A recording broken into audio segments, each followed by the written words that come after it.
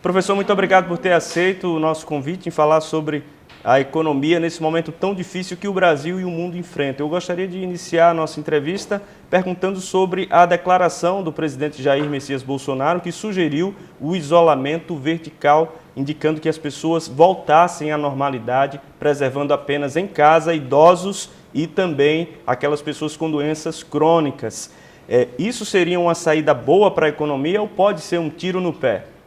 Olha, Lucas, veja mesmo, o que é que a gente tem observado, né, com o Covid-19, né, pelo menos em nível internacional, é que nos países onde a quarentena ela foi mais eficaz, pega o caso específico da China, não é? O ciclo, o achatamento da curva do vírus, ou seja, o ciclo de propagação foi mais curto, não é? É isso que a gente viu no caso da China. Nos países onde houve uma demora maior, né, para o isolamento da sociedade, como foi o caso, por exemplo, dos Estados Unidos, o caso da Espanha, da Itália, a curva do vírus está em ascensão.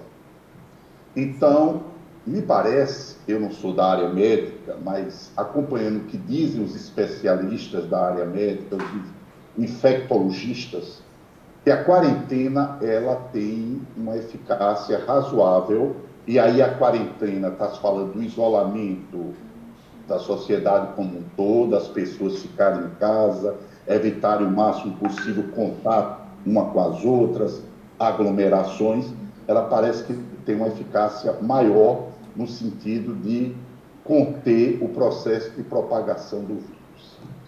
Qual é o grande problema, né, que tem desdobramentos econômicos?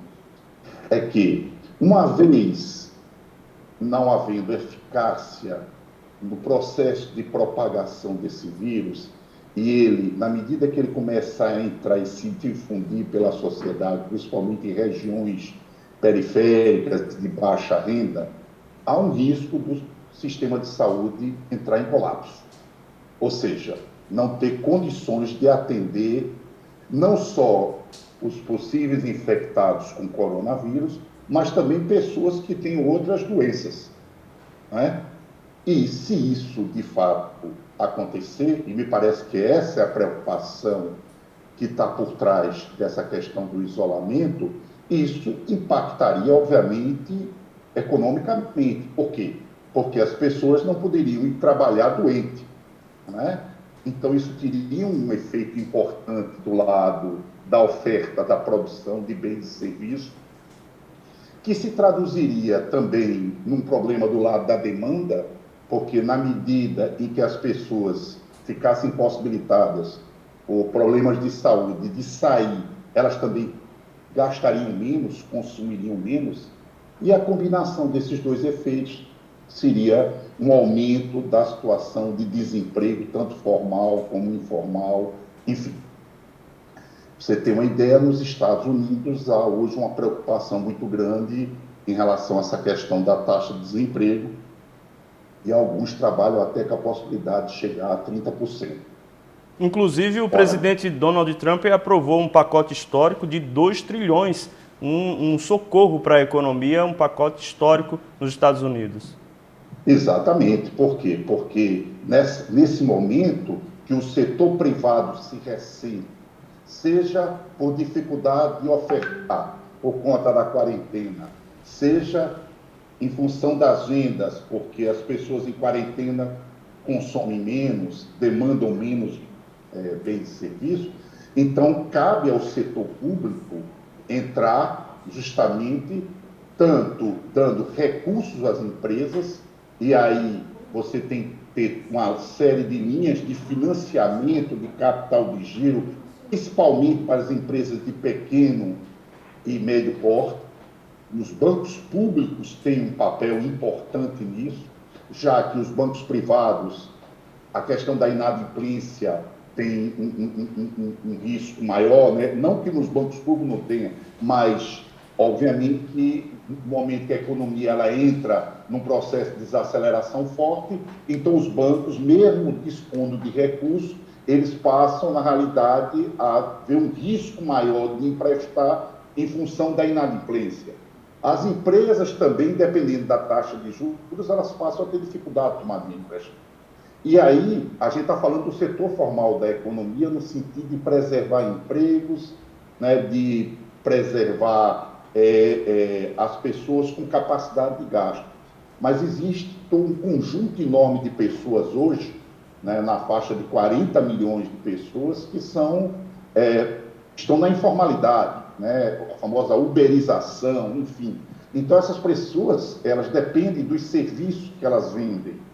No momento que há a quarentena, então elas passam a ter dificuldade de vender. Então, elas precisam também de uma renda mínima.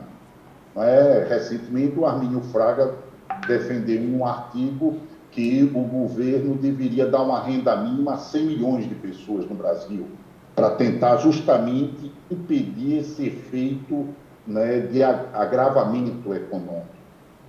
Então, seja por política fiscal, seja por política monetária, por exemplo, é preciso um esforço muito grande de recursos para a área da saúde.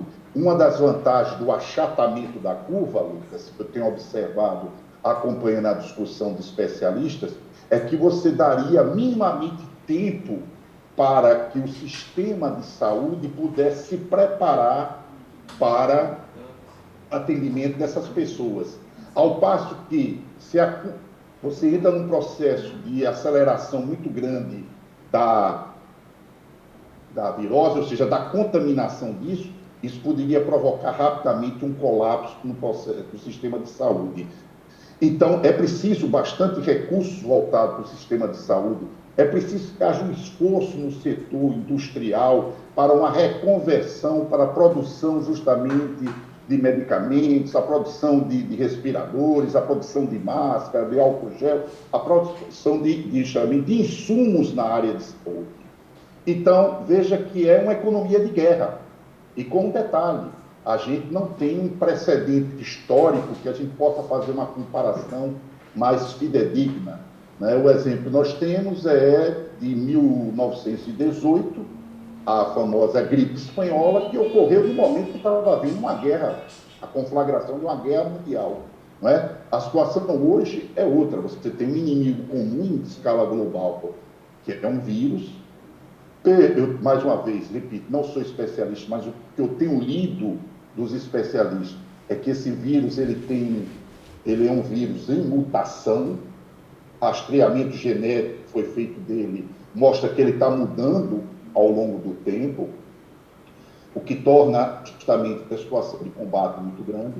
Então, é claro que existe uma preocupação muito grande com a questão econômica, com a questão da preservação do emprego, mas é fundamental que se preserve a vida das pessoas. Exato. Porque, inclusive, na hora que essas pessoas elas entram num processo de contaminação muito grande, isso vai ter um impacto também sobre as empresas, enfim. Então, é um momento de esforço, de solidariedade, de rever essa visão fiscalista de austeridade. Agora, não é o momento para austeridade. O momento agora, veja, não tem sentido você falar em medidas que venham a reduzir os salários, ou cortar salários, ou tirar salários, porque na hora que você faz isso, você reprime ainda mais essa demanda e coloca as empresas numa situação ainda mais difícil. E há um outro risco também, Lucas, que hoje está sendo discutido por alguns economistas em nível internacional, que é o risco de como isso pode impactar no sistema financeiro. Porque os bancos, eles precisam que as empresas e as famílias honrem as suas dívidas para que eles possam ter, liquidez, para que eles possam ter solvência.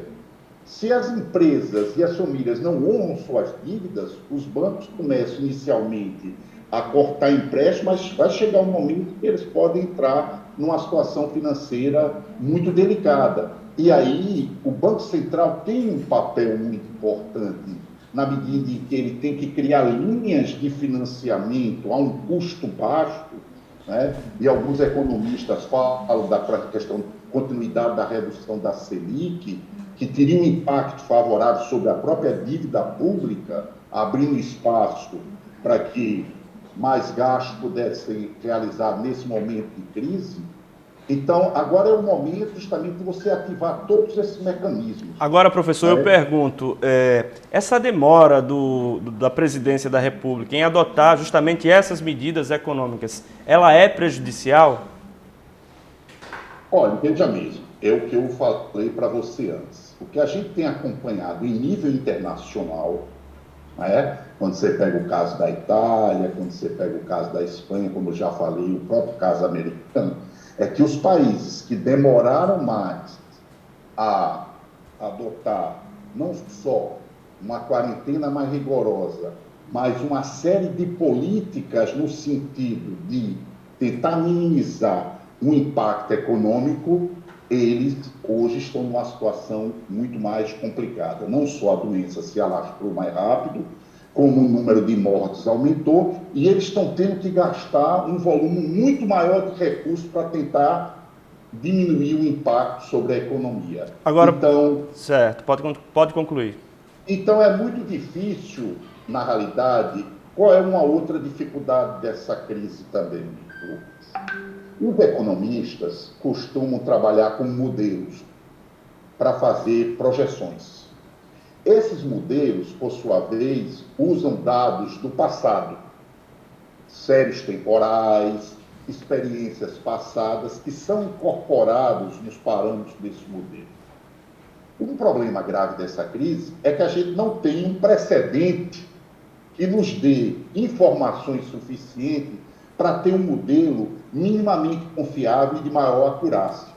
Então, se você pegar a média dos artigos escritos pelos economistas de diferentes correntes, você vai observar, Lucas, que todos eles são bastante cautelosos em dizer que aquelas estimativas, elas são estimativas que, na realidade, estão em bases ainda muito especulativas, ou seja, traduzindo em miúdos, há muito chute. Então, para você ter uma ideia, existe tanto estimativas de uma queda do PIB no Brasil esse ano de 1%, me parece bastante otimista, até 10%. Nos Estados Unidos, a mesma coisa. Por quê? Porque como você não tem informações do passado que lhe dê parâmetros melhor estruturados, você parte para fazer cenários de diferentes possibilidades. E aí, o que é que tem se observado? Nos países onde a quarentena ela não foi tão eficaz e houve uma demora maior de acionar esses mecanismos de políticas, hoje a situação está muito mais delicada, seja do ponto de vista de saúde pública, seja do ponto de vista econômico. Tá bom, professor, muito obrigado pela sua participação. A gente agradece bastante os seus esclarecimentos, viu? Tenha um bom dia. Bom dia, Lucas. Me coloca à disposição. Eu acho que agora o momento é um momento de informar com tranquilidade. É uma situação de fato difícil. O impacto econômico é natural que as pessoas estejam preocupadas com seus empregos, certo? Mas a gente também tem que entender que, como é uma situação totalmente inédita, a gente vai ter que buscar saídas que não são saídas convencionais, mas que vai exigir, né, que se tenha mais criatividade, mas o fundamental é que possa se preservar o máximo possível a saúde das pessoas e as vidas das pessoas.